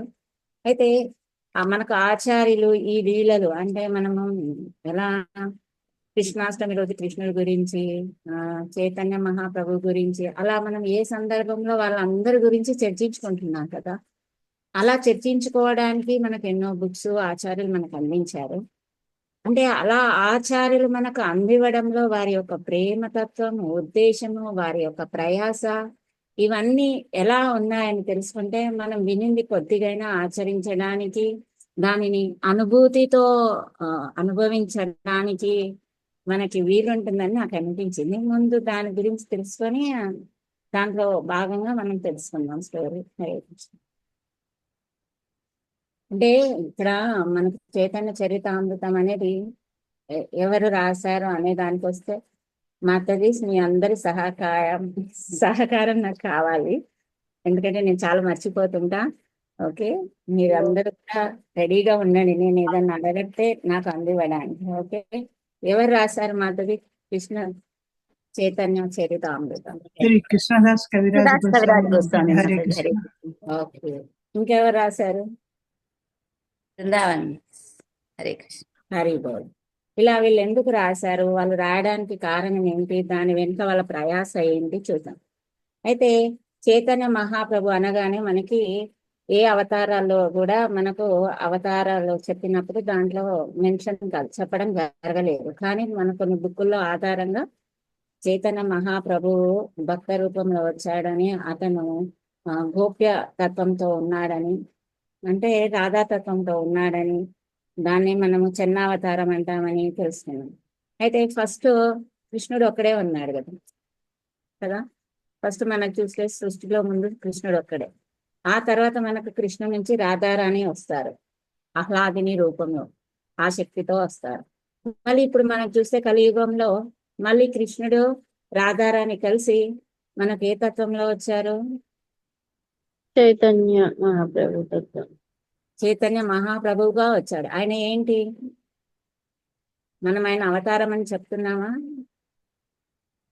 ఆయన చెప్పాడు. తత్వంలో ఆయన ఎలా వచ్చాడు అంటే ఒక భక్త రూపంలో వచ్చి, రాధాభావంతోనే వచ్చింది. ఎస్ మాతాజీ, రాధాభావంతో వచ్చారు. అయితే దీన్ని మనకు ఎవరు రాశారని చెప్పామో, కృష్ణదాస కవిరాజ గోస్వామి రాశారు. అయితే ఇంత భక్తియుక్తమైన చైతన్య చరితామృతం రాసిన తను ఏమంటారంటే, ఆకాశము ఎంతో ఏమంటారు ఎత్తులో ఎంతో పెద్దది, అధికమైనది కదా. కానీ ఆకాశాన్ని అంటుకోవడానికి పక్షులు ఎగురుతూ ఉంటాయి, కానీ ఆ పక్షులు ఎప్పుడూ ఆకాశాన్ని అంటుకోలేదు. అంటే భగవంతుడు ఆకాశంతో చెప్పారు, అంత గొప్పవాడు. అతని గురించి చెప్పడానికి మనకు అసలు ఆ శక్తి సరిపోదు. అంటే ఏ పక్షి ఆ పక్షి యొక్క రెక్కల ఒక శక్తి ఎంత ఉందో అంత పైకే ఎగరగలదు. ఓకే, అలా నా శక్తి మేరకే నేను దీన్ని చెప్తున్నాను అన్నాడు. అలా అంత గొప్ప వ్యక్తి అలా చెప్పినప్పుడు నేను దీన్ని చెప్తాను అనుకోవడము నాకు ఏమంటారు చాలా తక్కువ అన్నట్టు, అసమర్థత అని చెప్పుకోవచ్చు. నాకు అసలు దాని గురించి చెప్పే అర్హత లేదనొచ్చు, నేనంత సమర్థురాలని కాదు. కానీ నా యొక్క ఉద్ధరణ కోసం దీన్ని నేను చెప్పాలనుకున్నాను. మాటది నాకు అలా అవకాశం ఇచ్చారు. ఎందుకు చెప్పాలి మరి, ఎందుకు వినాలి? మనకు అంత అర్హత లేదు అసలు, భగవంతుని గురించి వినే అంత అర్థం చేసుకునే అంత లేదు. అయినా కానీ వినాలని చెప్పి మన ఆచార్యులందరి చైతన్య మహాప్రభు గురించి, గౌరంగ గురించి, నిత్యానంద గురించి, కృష్ణ భగవాన్ గురించి, రాధారాణి గురించి చెప్పారు కదా. అలా ఎందుకు చెప్తున్నారంటే, ఎప్పుడైతే మనకు చైతన్య మహాప్రభుని ఇలా వీళ్ళందరినీ తలుచుకున్నప్పుడు ఎంత కష్టతరమైనవైనా సరే సులభం అవుతాయని చెప్పడం జరుగుతుంది. ప్రతి సేవలో మనం ఆ మహాప్రభుని తలుచుకున్నట్లయితే మనకు శక్తి లేకపోయినా అది చాలా సులభంగా జరుగుతుంది. అందుకని భవసాగరంలో ఉన్నాం కాబట్టి, మనం దీన్ని దాటే శక్తి మనకు లేదు కాబట్టి, వీళ్ళందరి సహాయ సహకారాలతో మనం ఆ భగవంతుని గుర్తు చేసుకున్నట్లయితే మనం ఈజీగా దీన్ని దాటగలుగుతాం అని చెప్తున్నారు. అయితే గౌడీయ సాంప్రదాయంలో చూస్తే భగవద్గీత, భాగవతం, చైతన్య చరితామృతం ఇవన్నీ చాలా ముఖ్యమైనవి. అయితే భక్తి సిద్ధాంత సరస్వతి ఠాకూర్ అంటారు, అస్సాంలో ఉన్నప్పుడు ఆయన ఒకరోజు వరద వస్తుంది. వరద వచ్చి ఎక్కడో ఉన్న వాటర్ అంతా వచ్చేసి ఆయన కాళ్ళ దగ్గరికి చేరుతాడు. చేరినప్పుడు ఆయన చెప్తాడంట, ఇలా మనము ఎప్పుడో ఒకసారి ప్రళయంలో మనం కొట్టుకోపోవాల్సిందే. కానీ ఆ కొట్టుకుపోయే సమయంలో ఎవరైనా సరే నువ్వు ఏమి తీసుకెళ్తావు అని అడిగితే భాగవతం, చైతన్య చరితామృతం తీసుకెళ్ళాలి అని కోరుకోవాలి అని చెప్పారు. ఒకవేళ భాగవతమైనా సరే వీలు లేదనుకుంటే కనీసం చైతన్య చరితామృతంనైనా మనము పట్టుకొని వెళ్ళాలి అని చెప్తారు. అలా అంత ముఖ్యమైనది అని చెప్తారు. అయితే తన బాల్యం విద్యాభ్యాసం మొత్తం అంతా కూడా సన్యాసం తీసుకునే వరకు మనకి చైతన్య మహాప్రభు బాల్యం అంతా కూడా నవద్వీపంలోనే జరుగుతుంది. ఆయన ఉపాధ్యాయుడుగా కూడా నవద్వీపంలో ఆ, అందరికి టీచర్గా మొత్తం స్కూల్ టీచర్గా ఉండి అందరికి దీని గురించి ప్రచారం చేస్తాడు. హరే కృష్ణ మహామంత్రం గురించి చేస్తాడు. ఇంకా అనేక తర్క వివాదాలు అక్కడ ఎలా అంటే అందరి యువతకి మొత్తం అట్రాక్ట్ గా ఆయన మధ్యలో ఉంటాడు అన్నట్టు. కొంత వందల మందిని వెంబడేసుకొని ఆయన తిరుగుతూ ఉంటాడు. అయితే ఆయన 24 సంవత్సరాలు ఉన్నప్పుడు సన్యాసం తీసుకుంటాడు కదా.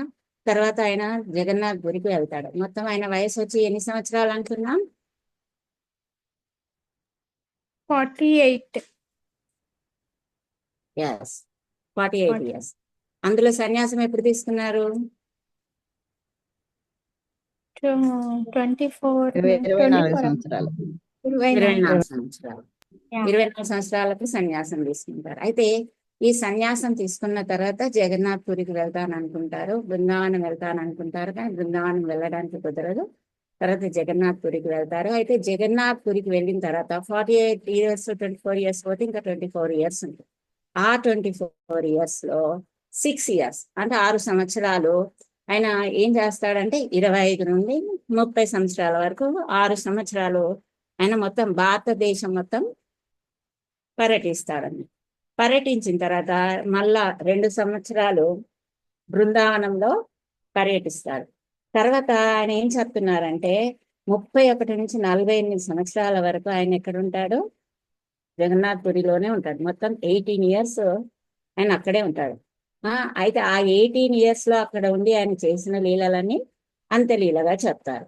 అదే 25 నుంచి 31 సంవత్సరాలు అంటే 48 సంవత్సరాలలో 6 సంవత్సరాలు ఏదైతే ఉన్నాడో, పర్యటన చేశారు, జగన్నాథ్ పురిలో ఉన్నారో, ఆ 6 సంవత్సరాలని మధ్యలీలగా చెప్తారండి. అయితే ఎలాగైతే ఉద్ధవుడు ఉంటారు కదా, మనం కృష్ణలీలలో చూసుకుంటే ఉద్ధవుడు ఉంటారు కదా. ఉద్ధవుడు ఎప్పుడు కలుస్తారు గోపికలని? ఎప్పుడు కృష్ణుడు పంపిస్తాడు కదా మాతాజీ. కృష్ణుడు దేవకి వసుదేవుల దగ్గరికి వెళ్ళిన తర్వాత వెళ్ళిన తర్వాత మళ్ళీ గోపికలకు సమాచారం ఇవ్వడానికని ఉద్ధవుని పంపిస్తారు కదా. అప్పుడు గోపికలు ఎలా ఉంటారు? ఉద్ధవుని చూసి వాళ్ళు ఏమంటారు? కృష్ణుడు లాగే ఉన్నాడు కృష్ణుడే అంటారు. వస్తున్నాడేమో అనుకుంటారు. లాగలే ఉండనుకొని అంటే మాతాజీ వాళ్ళు విరహ భావంలో ఉంటారు మాతాజీ అప్పుడు. ఎస్, విరహ భావన ఉంటారు. నేను కృష్ణుడు వస్తాడు అనుకుంటే తను వచ్చారు అనుకుంటారు కదా. అయితే వాళ్ళ భావాలు ఎట్లా ఉంటాయంటే అష్ట వికారాలతో ఉంటారు. అంటే వాళ్ళు భగవంతుని గుర్తు చేసుకుంటూ, నవ్వుతూ, ఏడుస్తూ, గెంతులేస్తూ, నాట్యం చేస్తూ, లీలలను అనుకరిస్తూ ఉంటూ ఉంటారు. అయితే అప్పటి వరకు ఉద్ధవుడు గొప్ప భక్తుడిగా ఆయన ఫీల్ అవుతూ ఉంటారంట. అయితే వీళ్ళని ఎప్పుడైతే చూస్తాడో అప్పుడు అనుకుంటాడంట ఉద్ధవుడు, ఇంత గొప్ప భక్తులు వీళ్ళు, నేను వీళ్ళ పాద రేణువులు నాపై పడినట్లుగా నేను బృందావనంలో ఒక కలుపు మొక్కగా, ఒక గడ్డి పోచగా ఉండాలి అని కోరుకుంటారు. అంత శుద్ధ భక్తులు మన గోపికలు. కాబట్టి ఇక్కడ ఏం చెప్తున్నారంటే ఈ గోపికల తత్వాన్ని అనుభవిస్తూ అలాంటి గొప్ప అనుభూతిని అందరికి పంచడం కోసం చైతన్య మహాప్రభు భక్తావతారం ఎత్తారు అని చెప్తారు. అయితే ఇక్కడ ఇంకేం చెప్తున్నారంటే బృందావన్ ఠాకూర్ రచించారని చెప్తున్నాం మనం చైతన్య భాగవతం. అయితే ఇందులో మొత్తం నిన్న మాతాజీ చెప్పినట్టు బాల్యలీల గురించి చాలా వివరంగా ఉంటుంది. కానీ ఆ తర్వాత ఆ బృందావన్ ఠాకూరు మనకి చైతన్య మహాప్రభు గురించి అంత్యలీల మధ్యలీలలు చాలా తక్కువగా చెప్తారు. ఎందుకంటే ఆయన అక్కడే ఉంటారు. ఆ తర్వాత చైతన్య మహాప్రభు ఎక్కడికి వెళ్ళిపోతారు? అక్కడ నుంచి సన్యాసం తీసుకొని జగన్నాథ్ శాంతిపూర్ వెళ్తారు, తర్వాత జగన్నాథ్ పురి వెళ్తారు, పర్యటిస్తారు, తర్వాత బృందావనం వెళ్తారు. అందుకని ఆయన గురించిన తత్వం అంతా డీప్ గా ఆయనకు తెలియదు కాబట్టి ఆయన అందులో నిత్యానంద ప్రభు గురించి చాలా మటుకు రాస్తారండి. కానీ బాల్యలీలలో మాత్రం చాలా కంప్లీట్ గా వివరంగా రాస్తారు. అయితే దీని తర్వాత మళ్ళీ ఇంకొకటి చెప్పుకున్నాం కదా మనం చైతన్య చరితామృతం. దీంట్లో మనకు ఆదిలీల, మధ్యలీల, అంత్యలీల అని చెప్తుంది. కృష్ణరాజ్ కవిరాజ్ గోస్వామి విస్తారంగా వివరించారని చెప్తున్నాం. అయితే తనేం చేశాడంటే ఎలాగో చైతన్య భాగవతంలో బాల్యలీల గురించి చాలా వివరంగా ఉంది కాబట్టి ఈయన ఏదైతే విన్నాడో మధ్యలీల అంత్యలీల దీంట్లో జరిగిన వాటినన్నిటి చాలా వివరంగా రాస్తాడు. బాల్యలీలను అలా కొద్ది కొద్దిగా రాస్తాడని చెప్తారు. అందుకని దీనికి ఎక్కువ ఇంపార్టెన్స్ మధ్యలీల వచ్చింది. అయితే ఈ మధ్యలీలలో మొత్తం 6 సంవత్సరాలు తిరిగారు కదా, దాంట్లో మొత్తం 25 చాప్టర్లుగా మనకు వివరించడం జరిగింది. మొత్తం 25 చాప్టర్స్ మధ్యలీలలో ఉంటాయి. అయితే అందులో ఏ ఏ చాప్టర్లు ఏమేమి ఉంటాయో కొద్దిగా తెలుసుకొని అసలు కవిరాజ గోస్వామి ఎలా వచ్చి రాశారు దీన్ని, దాని తర్వాత మళ్ళీ తెలుసుకుందాం. ఓకే, ఫస్ట్ సెకండ్ చాప్టర్లో ఏం చెప్తారంటే మధ్యలీల ఒక సంక్షిప్తంగా చిన్నగా చెప్తారు ఏమేమి ఉన్నాయి. తర్వాత సెకండ్ చాప్టర్లో వచ్చి అంత్యలీలలో ఏమేమి ఉన్నాయో అవన్నీ కూడా సంక్షిప్తంగా చెప్తారు. ఎందుకు అలా చెప్పారు అంటే ప్రభుపాద్ కూడా మనకి భాగవతం రచించేటప్పుడు ఆయన ఎన్ని ఇయర్స్ ఉంటారు? మాతాజీ 70 సంవత్సరాల పైనే కదా మాతాజీ. 70 సంవత్సరాల పైన ఉంటారు. అంటే మామూలుగా ఆ వయసులో మనకే డౌట్, అంటే ఏ సమయంలో ఏం జరుగుతుందో ఏంటో తెలియదు. కానీ గురువు యొక్క మాట ప్రకారం తన సేవ చేయడానికి అక్కడికి వెళ్తారు కాబట్టి ఆయన అక్కడ భాగవతం రచించడం స్టార్ట్ చేసి 4 స్కందాలు రాసిన తర్వాత ఆయన ఏం చేస్తారంటే భగవంతుని గురించి పూర్తిగా అందరికి తెలిపాలని చెప్పేసి మనకు మొన్నటి వరకు మనకు కృష్ణ బుక్ చదువుకున్నాం కదా, దేవాది దేవుడు శ్రీకృష్ణ భగవానుడని ఆ 10వ స్కందంలోని అంతా వివరంగా ఆ బుక్ను రాస్తారు. అలాగే కృష్ణదాస్ కవిరాజ్ గోస్వామి కూడా ఈ చైతన్య చరితామృతం రాసేటప్పుడు ఎన్ని ఇయర్స్ ఉన్నాయి అనుకుంటున్నారు?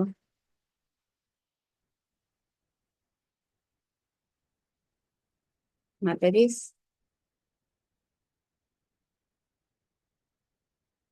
వాయిస్ ఓకేనా, వినబడుతుందా? 80 సంవత్సరాలు మాతాజీ. ఎంత? 80. 90 ప్లస్ ఉంటారంట మాకు. ఓకే, కాబట్టి అతనికి కూడా ఏమనిపిస్తుంది అంటే వయసు వచ్చింది, ఆయన రాస్తుంటే చేతులు వణికిపోతున్నాయంట, గుర్తు చేసుకోవడానికి గుర్తు రావట్లేదంట.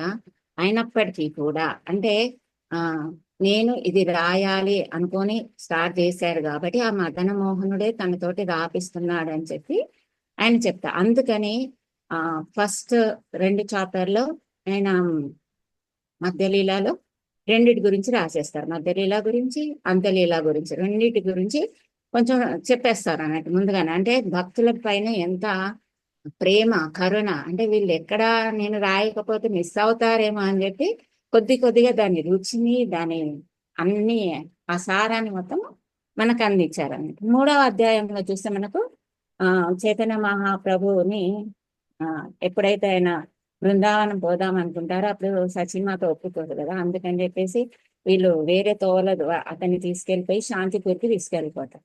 అలా శాంతిపూర్కి వెళ్తారు, అద్వైతాచారి ఇంటికి వెళ్తారు, అక్కడ ఉంటారని కొన్ని రోజులు. తర్వాత మళ్ళీ 4-5 చాప్టర్లు వచ్చేసి మహాప్రభు పూరి వెళ్తున్నప్పుడు పూరి బయలుదేరుతారు. అయితే ఆ పూరి జగన్నాథ్ పూరి వెళ్తున్నప్పుడు మధ్యలో ఆయన సందర్శించిన స్థలాల గురించి చెప్తారు. ఏమేమి స్థలాలు అంటే అక్కడ శ్రీరాజ్ ఆ పాయసాన్ని దొంగిలించిన ప్లేస్ ఉంటుంది కదా మాకు, అదేంటి? గోపీనాథ్. గోపీనాథ్ కదా, ఆ టెంపుల్ గురించి అక్కడికి వెళ్తారు. అక్కడ వెళ్ళినప్పుడు చైతన్య మహాప్రభు మాధవేంద్రపురి స్టోరీ అక్కడ చెప్తారు. ఆ తర్వాత అక్కడ నుంచి ఇంకో టెంపుల్ వస్తుంది మనకి పూరి వెళ్తుంటే, అదేంటి? సాక్షి గోపాల్ టెంపుల్. సాక్షి గోపాల్ టెంపుల్. అక్కడ ఏం జరుగుతుంది? భగవంతుడే సాక్ష్యం చెప్పడానికి వస్తాడు మాతాజీ. భగవంతుడే సాక్ష్యం చెప్పడానికి వస్తాడు. అంటే భగవంతుడు నడిచి అక్షామూర్తి నడిచి వాళ్ళ వెంట వచ్చి అక్కడ నిల్చొని అందరికీ సాక్షిభూతంగా దాన్ని చెప్పడం జరుగుతుంది. ఆ తర్వాత అందులోనే మనకు నిత్యానంద ప్రభు గురించి కూడా చెప్తారు. తర్వాత 6వ అధ్యాయంలో మనకు మహాప్రభు జగన్నాథ్ పూరి చేరుకొని అక్కడ సార్వభౌమ భట్టాచార్యుని ఇంట్లో ఉంటారు. ఆయనను ఉద్ధరించడం జరుగుతుంది, ఆయన కొన్ని చెప్పడం జరుగుతుంది.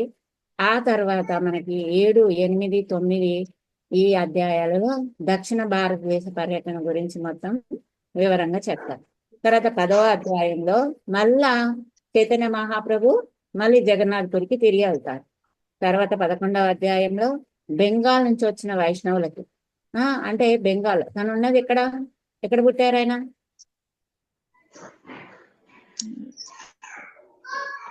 ఎక్కడ పుట్టారు చైతన్య మహాప్రభు? నదియా గ్రామం. మాయాపూర్, బెంగాల్. Yes. అక్కడ పుట్టారు కాబట్టి వాళ్ళందరికీ చెప్తారంట, ఎప్పుడైతే జగన్నాథ్పురి చేరతారో అక్కడ చెప్తారంట ఏమని, మీరు ప్రతి సంవత్సరం ఇక్కడ రథయాత్రకు రండి, ఇక్కడ ఒక 4 నెలల నుండి ఇక్కడ సేవలు చేయండి అని చెప్తారు. చెప్తే వాళ్ళు ఏం చేస్తారు, ప్రతి సంవత్సరం అక్కడ 4 నెలలు ఉండాలంటే వీళ్ళందరూ కాలినడకన వెళ్ళేవాళ్ళంట. అంటే ఒక 1 month నడవడం, మళ్ళీ తిరిగి రావడానికి ఒక 1 month, అట్లా మొత్తం 6 నెలలు ఆ భగవంతుని సేవ చేయడానికని వాళ్ళు వెళ్తూ అక్కడ సేవ చేస్తూ వస్తూ ఉండేవాళ్ళు. ఇలా ఇప్పటికీ కూడా అలా ప్రతి సంవత్సరం అక్కడ నుంచి చాలా మంది జనాలు వెళ్ళి అక్కడ గుండీచా మందిరం మార్గం చేసినప్పుడు, రథయాత్ర అప్పుడు అక్కడే ఉంటారండి. తర్వాత 12th chapter లో మనకు గుండీచా మార్జనం అని చెప్పేసి దాని గురించి ఉంటుంది. అంటే మనం చేస్తాం కదా కృష్ణాష్టమికి, ఎప్పుడు మనం టెంపుల్స్ అన్ని క్లీన్ చేస్తామో అవన్నీ చేస్తూ ఉంటాం. 13, 14 chapter లో వచ్చేసి రథయాత్ర దాని గురించి, పాస్ట్ టైం గురించి చెప్తారు. అంటే ఈ రథయాత్ర అక్కడ చేయడానికి గల కారణం ఏంటి, ఆ విషయాలన్నీ చెప్తారు. 15వ అధ్యాయంలో సార్వభౌమ భట్టాచార్య ఇంట్లో ఆయన ప్రసాదాన్ని స్వీకరించే దాని గురించి మొత్తం వివరిస్తారు. 16, 17, 18లో మహాప్రభు బృందావన పర్యటన గురించి చెప్తారని. ఆ తర్వాత 19లో రూపగోస్వామిని కలవడం, అతనికి బోధించడం అనేది జరుగుతుంది. 20 నుండి 24 వరకు మొత్తం 5 chapterలో సనాతన గోస్వామికి ఏమైతే చెప్తారో అతని లీలలు, వాళ్ళిద్దరి మధ్యలో జరిగిన సంభాషణలు, లీలలు అన్ని కూడా అందులో ఉంటాయి. 25లో లాస్ట్ చాప్టర్లో ఆయన ఏం వివరిస్తారంటే, కాశీలో ఉన్నప్పుడు ప్రకాశానంద సరస్వతి మాయావాది అని, ఆయన శిష్యులు కూడా చాలా మంది ఉంటారు, కొన్ని వేల మంది ఉంటారంట. అయితే వాళ్ళందరినీ కూడా భక్తులుగా మార్చి వాళ్ళని ఎలా మార్చారు, ఎలా కలిశారు, ఏం చెప్పారు, దాని గురించి మొత్తం అందులో ఉంటుంది. ఈ విధంగా మధ్యలీలలో హరినామ ప్రచారం, అంటే ఆయన ఎక్కడికి వెళ్ళినా ఏం చేసినా హరినామాన్ని అందరికీ ప్రచారం చేస్తూ దాన్ని జపించమని చెప్తూ దాని యొక్క విలువను చెప్తూ ఆయన ప్రచారం చేస్తారు. అయితే ఇక్కడ బృందావనం తీసుకెళ్లాలని చెప్పి శాంతిపూర్కి తీసుకెళ్తాడు కదా. అయితే ఆయన ఎవరు, చైతన్య మహాప్రభు గురువు ఎవరు? ఈశ్వర్పురి మాతాజీ. ఈశ్వర్పురి కదా ఎక్కడ మాతాజీ. తీసుకుంటారు? గురువు గారు మాధవేంద్రపురి కదా మాతాజీ. ఈశ్వర్పురి గురుగారు మాధవేంద్రపురి. మాధవేంద్రపురి. మాధవేంద్రపురి నిత్యానంద మహాప్రభు కూడా గురువు. అద్వైత ఇంకో ఆచార్యులకు కూడా, శ్రీనివాస్ ఆచార్యులకు కూడా గురువు. Okay, very good. అయితే అక్కడ సన్యాసం తీసుకుంటారు కదా. అయితే కవిరాజ కోసం చెప్తారు, చైతన్య చరితం రచించినప్పుడు ఆయన వయసు మనం ఇందాక చెప్పుకున్నాం కదా 90 సంవత్సరాల కనుక ఆయన ముందే 1st, 2nd చాప్టర్లు దాని గురించి వివరించారని చెప్పారు. అయితే ఇక్కడ ఏం చెప్తున్నారంటే, కవిరాజ గోస్వామి గురించి ఎక్కడ మనకు అంత వివరంగా ఉండదు, కానీ కొద్ది మాత్రం ఉందని చెప్తున్నారు. అసలు ఈయన ఎందుకు రచించాల్సి వచ్చింది, అసలు ఎందుకు ఈయన మధ్యలో ఎంటర్ అయిపోయాడు అనేది చూస్తే, ఆయన 1520 సంవత్సరంలో చైతన్య చరితామృతం రచించే దానికంటే ముందు గోవింద లీల అనే గ్రంథాన్ని రాస్తాడంట. అయితే ఆయన తల్లి పేరు వచ్చేసి సునంద, తండ్రి వచ్చేసి భాగీరథ అని చెప్తారు. ఎక్కడ కూడా ఆయన గురించి వివరం లేదు, కానీ కొన్నిట్లో మాత్రం కొంచెం సమాచారం మాత్రం ఉంది. అయితే మనం ఎప్పుడు కలకత్తా నుంచి మాయాపూర్ వెళ్ళే దారిలో నైవట్ అనే గ్రామం ఉందంటే ఆ గ్రామంలో అతను ఉండేవాడు. అయితే ఇక కవిరాజ్ గోస్వామికి చిన్నతనంలోనే, మామూలుగా ఏమంటారు, అంత చిన్నతనంలోనే భగవంతుడు కళలో కనిపించి నువ్వు బృందావనానికి వెళ్ళు అని చెప్తారు. బృందావనానికి వెళ్ళు అని చెప్పగానే అతను బృందావనం వెళ్తాడు. ఎలాగైతే మనకి శ్రీల ప్రభుపాదులు చెప్తారు కదా, తన గురువు గారు ఏమని చెప్తారు, డబ్బులు వచ్చినప్పుడు మనకి గ్రంథ వితరణ అనేది చేయాలి, బుక్ ప్రింట్ చేపిసి విదేశాలకు వెళ్ళి అక్కడ ఏం చెప్తారు, కృష్ణ చైతన్యాన్ని ప్రచారం చేయాలని చెప్తారు. కానీ అది ఎప్పుడు చేశాడు ఆయన? 70 సంవత్సరాలు. చాలా సంవత్సరాలు పడుతుంది. అయితే ఇతను కూడా కవిరాజ గోస్వామికి బృందావనం వెళ్ళాలని చెప్పాడు అంతే, కానీ బృందావనంకి వెళ్ళి ఎక్కడ ఉండాలి, ఏం చేయాలి, ఎందుకు వెళ్తున్నాడు అసలు ఏమీ చెప్పలేదు. కానీ ఆయన వెళ్ళాడు. అది ఎందుకు వెళ్ళాడంటే ఇప్పుడు మనం ఈ స్టోరీ అంతా విన్నప్పుడు తెలుస్తుంది. ఆయన చైతన్య చరితామృతం రచించడం కోసమే ఎప్పుడో భగవంతుడి ప్లాన్ ప్రకారం ఆయన అక్కడికి చేరుకున్నారు అని. ఎలా శబరిమాతను చూసాం కదా మనం. శబరిమాత ఎన్ని సంవత్సరాలు వెయిట్ చేస్తుంది వాళ్ళ గురువు మాట ప్రకారం? 90 years. Yes, 90 years. అంటే ఏదన్నా మనం భగవంతుని దగ్గరికి చేరాలంటే మనలో అంత ఓపిక, నేర్పు, వినమ్రత ఇలాంటివన్నీ మనం కలిగి ఉండాలి అని చెప్పేసి చెప్తూ ఉంటారంట. అంటే సంవత్సరం అయిపోయింది, 2 సంవత్సరాలైంది, 3 సంవత్సరాలైంది, 10 సంవత్సరాలైంది, ఇందులోకి వచ్చి నాకేమి జరగట్లేదు, నాకేమి సేవ దొరకట్లేదు, నేనేం అక్కడ సేవలో మంచి పొజిషన్ లో లేను, ఎవరు నన్ను గుర్తించట్లేదు, ఇలాంటివన్నీ మనం అనుకుంటూ ఉంటాం కదా. కానీ ఇక్కడ ఏం చెప్తున్నారంటే భగవంతుడు ప్రతి ఒక్కరికి ఏదో ఒక ప్లాన్ వేసి పెడతారు. కానీ మనం గురువులు చెప్పిన దాన్ని పట్టుకొని నిస్వార్థంగా మనం భగవంతుని సేవ అంటే ఏదైతే గురువులు చెప్పారో వాళ్ళు చెప్పింది చేసుకుంటూ వెళ్ళినట్లయితే ఏదో ఒక రోజు భగవంతుని యొక్క గొప్ప సేవ చేసే భాగ్యం మనకు భగవంతుడు కల్పిస్తాడు అనేది మనం ఇందులో చూడాలి. అందుకని వెయిట్ అండ్ సీ అని చెప్తూ ఉంటారు. మనం ఇంగ్లీష్ లో చిన్న పదంగా చెప్పి మనం దాన్ని ఈజీగా తీసుకుంటాం, కానీ అందులో అంత గొప్ప అర్థం ఉంది అనేది నాకు ఈరోజు తెలిసింది. హరే కృష్ణ.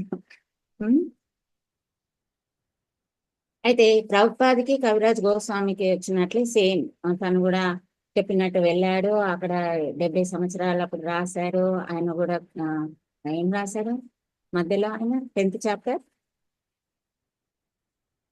10th క్యాంటో గురించి ఏ బుక్ రాశారు? గోవింద కృష్ణ బుక్ మాతాజీ. ఎస్, హరి బోల్. కృష్ణ బుక్ రాశారు. అయితే ఈయన బృందావనం వెళ్ళాడు. బృందావనం వెళ్ళిన తర్వాత అక్కడ ఎవరితో సాంగత్యం జరిగిందంటే రూప గోస్వామి, సనాతన గోస్వామి యొక్క సాంగత్యంలో ఉన్నారు. కానీ అక్కడ ఎవరు కూడా చైతన్య మహాప్రభుకి దగ్గరగా లేరు. వీళ్ళు ఒక గ్రూప్ అయి ఉన్నారు, ఫామ్ అయిపోయి. అక్కడ వాళ్ళు ఏం చదువుతున్నారు అప్పుడంటే చైతన్య భాగవతం, చైతన్య మంగళ చదువుతున్నారు. అప్పటికి ఇది మాత్రమే రచింపబడింది. ఇంకా మనకు ఈ చైతన్య చరితామృతం రచింపబడలేదు, ఇంకా వేరే విషయాలు ఏవి లేవని. అయితే వాళ్ళు రోజు దీని గురించి మాట్లాడుకుంటూ ఉండేవాళ్ళు. అయితే ఇంకా ఇది కాకుండా ఇంకా చైతన్య మహాప్రభు గురించి తెలిపే వాళ్ళు ఉంటే బాగుండు అనే వాళ్ళ కోరిక. కానీ వాళ్ళకు తెలియదు ఎవరు రాస్తారు, ఎక్కడ రాస్తారో ఏంటో వాళ్ళకు కూడా తెలియదు. అయితే చైతన్య మహాప్రభు ఎంబడి జగన్నాథ్పురి వెళ్ళినప్పుడు ఎవరు ఉండేవాళ్ళంటే స్వరూప్ దామోదర్ స్వామి ఉండేవాళ్ళని. వాళ్ళిద్దరు కూడా ఫస్ట్ చైతన్య మహాప్రభు అంతర్ధానం అయ్యారు, ఆ తర్వాత స్వరూప్ దామోదర్ ప్రభువి ఉండేవాళ్ళు. అయితే కొన్ని రోజుల తర్వాత ఆయన కూడా అంతర్ధానం అయ్యారు. అయితే రఘునాథ గోస్వామి చైతన్య మహాప్రభు సన్యాసం తీసుకొని వచ్చిన తర్వాత ఈయన ఎక్కడుండేవాళ్ళు? బెంగాల్లో చైతన్య మహాప్రభు పుట్టిన ప్లేస్ లోనే ఉండేవాళ్ళు. కానీ ఆయన చైతన్య మహాప్రభుతో పాటు ఇక్కడికి రాలేదు. ఈయన వచ్చినాక 6 సంవత్సరాల తర్వాత రఘునాథ్ గోస్వామి వస్తారని. వచ్చి తర్వాత అక్కడే ఉంటారు. ఆయన ఎవరు? రఘునాథ్ గోస్వామి అంటే ఒక జమీందారు. ఆయన పారిపోయి ఇంట్లో నుంచి వచ్చేస్తాడు కదా.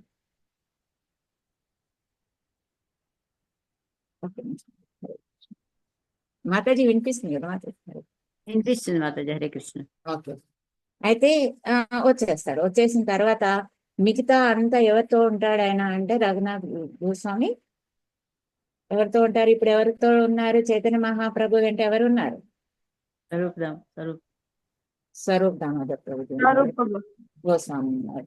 ప్రభుజీ గోస్వామి, సారీ, హరే కృష్ణ, తనతో ఉంటారు. అంటే మిగతా 6 సంవత్సరాలు పోయింది, 24 సంవత్సరాలు, 6 సంవత్సరాలు పోతే ఇంకా 18 years ఉంది. ఈ 18 years మొత్తము చైతన్య మహాప్రభు చేసినదంతా చూసిన వ్యక్తి ఎవరంటే స్వరూప్ దామోదర్ ప్రభుజీ ఇంకా రఘునాథ్ స్వామి గోస్వామి. రఘునాథ్ స్వామి గోస్వామి. అయితే ఎప్పుడైతే స్వరూప్ దామోదర్ స్వామి చైతన్య మహాప్రభు ఇందాకని చెప్పుకున్నాం అంతర్ధానమైంది. అయితే ఈ స్వరూప దామోదర్ ప్రభుజీ ఏం చేశారంటే తన చూసిన ప్రతి లీలను కూడా తన డైరీలో రాసి పెట్టుకునేవాళ్ళు. అలా డైరీలో రాసి పెట్టుకుంటున్నప్పుడు ఈయన శిష్యుడు రఘునాథ్ గోస్వామి కాబట్టి ఈయనకు కూడా దాన్ని టచ్ చేయడము చూడడము అది ఎక్కడుంది ఏంటి దానికి అన్ని ఈయనకు కూడా ఇచ్చేసారని.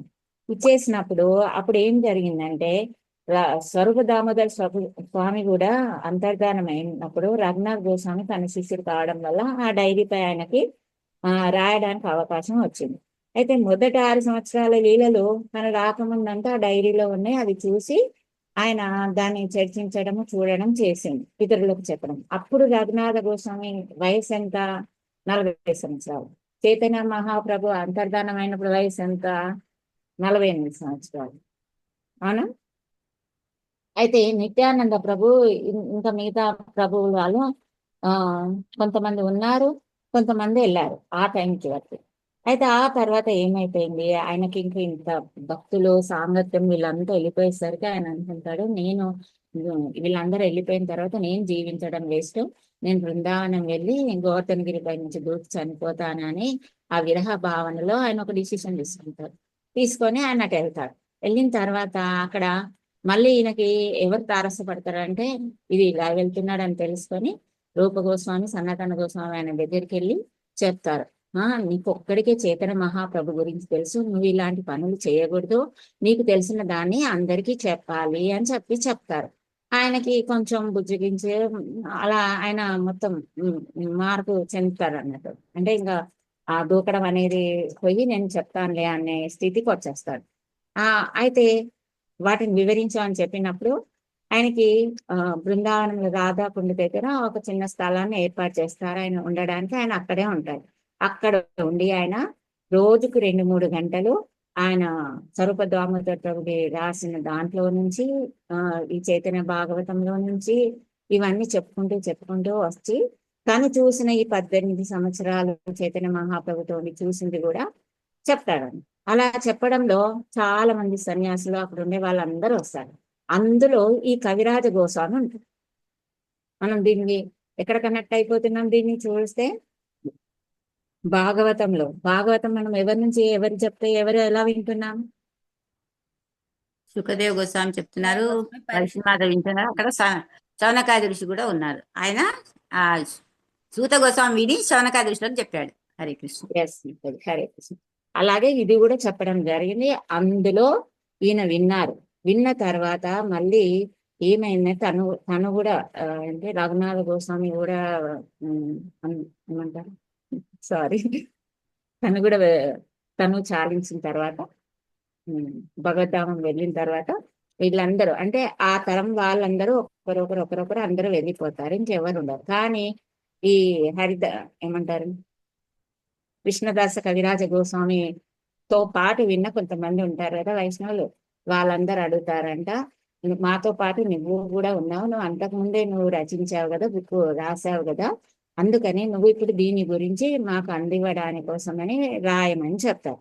అప్పుడు ఆయన రాయాలా వద్దా అని ఒక క్వశ్చన్ వస్తుంది. అందరు చెప్తున్నారు రాయమని, కానీ తనకు అంత అర్హత లేదని, తను రాయగలడో లేదో అని ఆయనకు డౌట్ వచ్చినప్పుడు అక్కడ మదన్ మోహన్ టెంపుల్ ఉంటుందంటే ఆ మదన్ మోహన్ టెంపుల్కి వెళ్ళి ఇలా వీళ్ళందరూ అంటున్నారు, మరి మీ ఉద్దేశం అంటే మీది ఏంటి అని అడుగుతారు.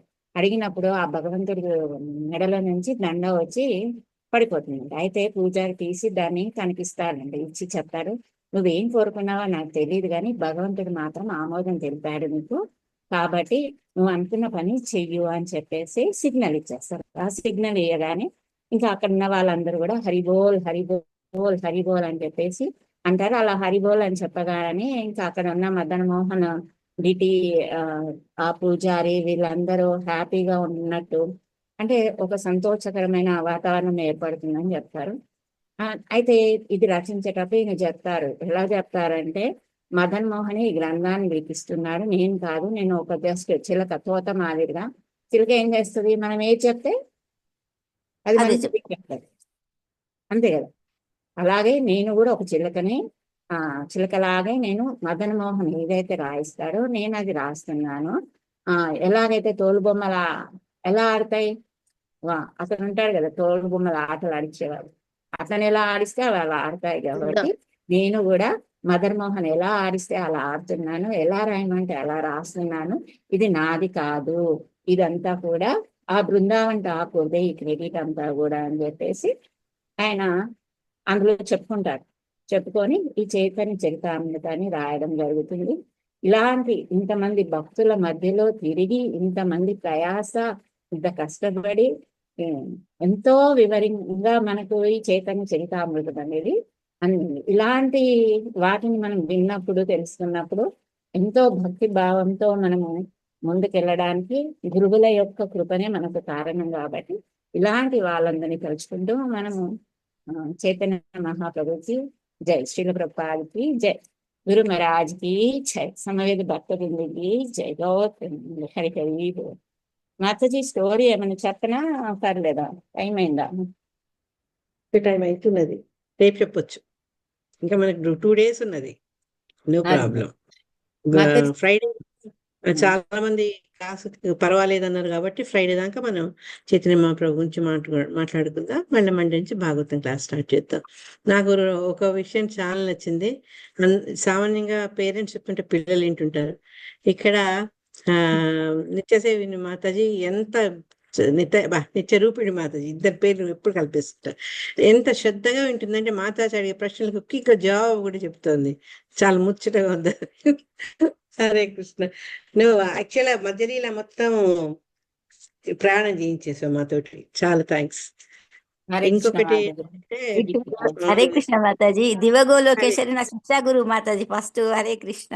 అయ్యో హరే కృష్ణ. అదే వీఆర్ గుడ్ స్టూడెంట్. ఆ అదృష్టం మంచి స్టూడెంట్ దొరికింది.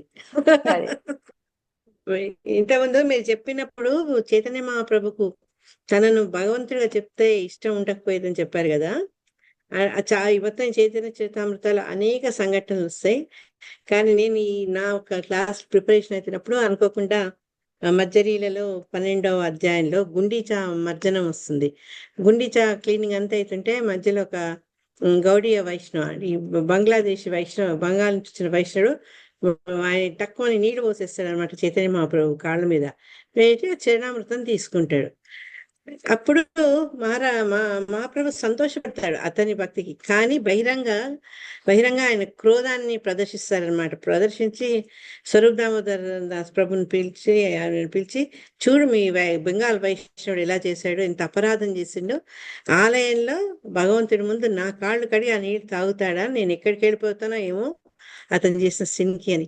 అంటే ఎప్పటికప్పుడు తనను భక్తుడ భావంతోనే అని ఆ భావ ప్రకటన చేశారు. కానీ నేను దేవాది దేవుణ్ణి అని నేను ఎక్కడికి చెప్పుకోలేదు. చాలా కొన్ని సంఘటనలు ఆయన యొక్క నిజ స్థితిని రివీల్ చేసి అంటే ప్రదర్శించారు. ఆ ఇంటికి భోజనానికి వచ్చిన బ్రాహ్మడికి అట్లా కొన్ని వేల మీద లెక్క పెట్టే సంఘటనలు.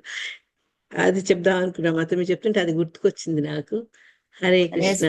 అందులో ఉంది, గుండీచా మార్జనంలో ఉంది. అవును. ఈ 3 అంటే ఆది లీల, మధ్య లీల, అంతలీలను 3 రోజులు 4 రోజులు ముగించడం కష్టం కాదు, కష్టం మనకు. కానీ ఏంటంటే కనీసం కొన్నను తలుచుకుంటే అరే మనం చదువుదాం చైతన్య చరితామృత గురించి అన్న ఇంట్రెస్ట్ పుడుతుంది అని ఒక ప్రయత్నం. తర్వాత చైతన్య మహాప్రభుకు ఇది ఒక మన నుంచి ఒక నివాళి అన్నమాట. అది అట్లా అనుకున్నా. ఈ 3-4 days అది మాట్లాడదాం అనుకున్నా. థ్యాంక్ యూ దివ్య గోలికేశ్వరి మాతాజీ, నిత్య రూపిణి మాతాజీ. ముందు మీ ఇద్దరికి మాట్లాడారా? అది నేను మిస్ అయ్యాను. ఫస్ట్ కీర్తన నేను మిస్ అయ్యాను. నేను వచ్చేటప్పుడు క్లాస్ స్టార్ట్ అయిపోయింది, 2:40 కీర్తన వినలేరు మీరు? హరి కృష్ణ. వినలేదు తల్లి, నేను వినలేదు. అదే చెప్తున్నా కదా, ప్రోగ్రామ్ ఉండింది, వచ్చేటప్పుడు లేట్ అయిపోయింది నాకు.